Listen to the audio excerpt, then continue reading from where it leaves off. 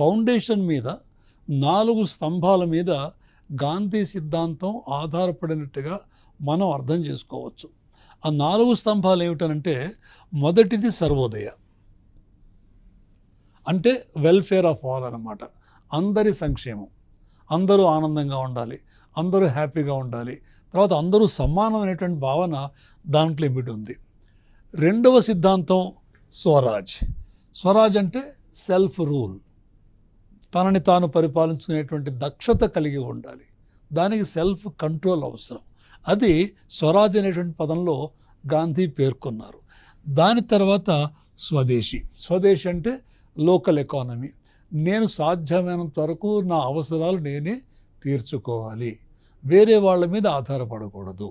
ఒక సమూహంగా మనం చూసినట్లయితే ఒక సమూహం వేరే సమూహం మీద ఆధారపడకుండా తమకి స్థానికంగా ఉన్నటువంటి వనరులతోటి వారి అవసరాలని తీర్చుకోవడం స్వదేశీ అనేటువంటిది.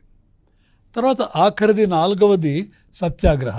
సత్యాగ్రహ అన్నప్పుడు non violent resistance to injustice.